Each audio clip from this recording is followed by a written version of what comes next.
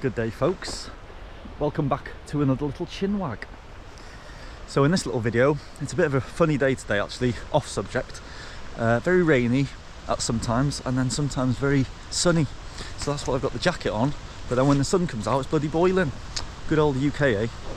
Anyways, I'm hanging around by these trees, folks, so when it does rain, I can just take myself underneath them and keep myself sheltered. As I was walking along, I was just thinking about travel, as I do quite often. And today's little topic is going to be about immersing yourself into the cultures wherever you take yourselves on holiday or wherever you travel. I guess most people holiday rather than travel. I guess that's what I do a little bit more now. They're shorter trips compared to the longer trip that I did back in the day. But yeah, when I take myself away to anywhere, really, it doesn't have to be like a third world country or anywhere really different, but wherever I go, I always try and immerse myself in their culture and to try and live the way they do, go to the places that they go to, eat the foods that they eat, all of that kind of stuff, you know. I think many of us, when we go away on holidays, we still try and find our luxuries, the things that we're used to, you know, the foods that we are used to having, the comfortable kind of rooms that we're used to having if we're fortunate enough, all of that, you know. But for myself, when I take myself away, I do like to really immerse myself in the cultures and try and live the way they do, you know. We never really get, you know, unless we're in Europe, I guess, there's little places where we've had little fancy rooms and things like that. We do treat ourselves every now and again, I'm not gonna lie, you know, we do. But we always try and immerse ourselves into their culture as much as we can, and like I say, stay in places that are kind of local, you know, not like big hotels. I mean, back in the day, a few years ago, Airbnb was a lot more personal, you know. I think this is another topic in itself, actually. But it used to be very, very personal. You used to stay in the person's house and they'd be there and they'd be able to answer the questions to your face, and you know, they'd be there for check-in and all of that, which some Airbnbs are still like that, but many of them now, it's almost like a business, you know. They just kind of, they tell you where the key's left in like a little lock. You never see them. If you've got any questions, you need to email them or message them. So that kind of personal side of things has gone with a little bit with Airbnb. But back in the day, well, even just a few years ago, you know, you'd be staying with local people and it just felt really, really nice. You know, it was like you were living like a local person, and that's what I really love when I go away. And if I stay in a hotel or something, I just don't feel like I'm immersing myself enough in that culture and in that country, you know. I know a lot of people, they do like hotels and things like that, which I understand, you know. They're very comfortable, they're very convenient, but to be honest with you, you don't get a real feel to how the people live over there and stuff if you're just sleeping in a hotel for 2 weeks the whole time you're there. You know, it's nice to take yourself away and live with these people, and like I say, go to the little cafes that they go to on the little corners and all of that kind of stuff, you know.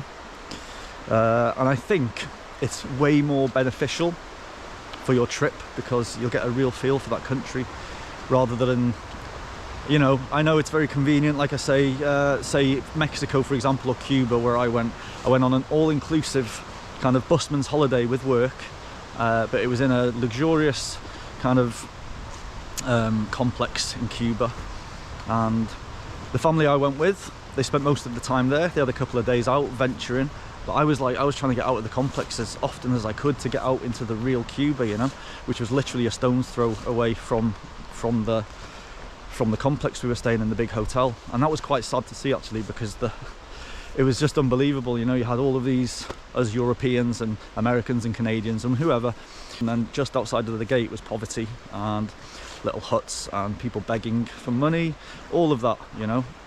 And so I was taking myself away out to these places quite a lot, you know, and just so I could really experience the real Cuba and also help the people there, you know. I was donating little bits of money to the people that were on the streets and stuff like that, which, you know. And I also hired a guy with his own car rather than going to a company and getting like a proper driver take me around the places. I hired the local guy, you know. He had this nice little kind of convertible I don't know what it was, a really old car anyway, like one of the old Cuban cars. And yeah, he was chuffed. Do you know what I mean? I'd rather give my money to someone like that than a big company. So again, it was immersing myself into that culture. He even stopped at his mum's house on the way to drop his washing off, and I'll always remember that. Do you know what I mean? It was just, I remember him saying, do you mind if I just pop to my mum's to drop the washing off, and I was like, yeah, no worries, man, no problem. I absolutely love that. So I was very happy for that. That was just, again, you know, that's something that stayed in my mind this whole time, and I wouldn't get that from a hotel, for example. Do you know what I mean? So yes, folks, if you go even on holiday, say you go into Spain, you know, in the most kind of commercial place in the world, you can still find the culture within that place, you know. Even in the UK here, when I take myself on these little trips, on these little tours around the UK to these little villages and stuff, I'm always kind of seeing how they live, trying to see how they live, how they go about their days. You know, it's just, it fascinates me. Anyway, I mean, I could easily go to all of these places that I go to and just stay in, like I say, stay in hotels and just not really see the real side of the country.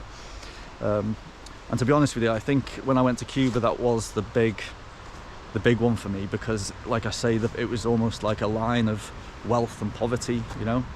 I also remember while I was there, going off subject a little bit, but I was sat on the beach on my own, and a guy came over and sat next to me, and he looked quite kind of nervous, but he was talking to me, and he was very nice, and he was just asking if I had anything to give him, like clothes or toothpaste. Actually, he was asking for toothbrushes. And I told him I could go back and get some stuff. If he came back tomorrow, I could go and grab some stuff of mine.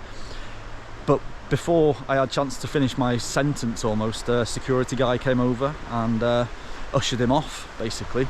And then I went on to understand that they didn't let locals onto the beach. Basically, whoever had built the hotel, you know, they owned the beach basically. So all of these locals are so limited as to where they can even go on the coast and stuff like that. You know, it's terrible, really. While all the wealthy just kind of live it up and eat and drink as much as they can for 2 weeks. Nothing wrong with that if you're into that, you know, but you've got to think of the people that are living in these countries as well. You know, you need to support them.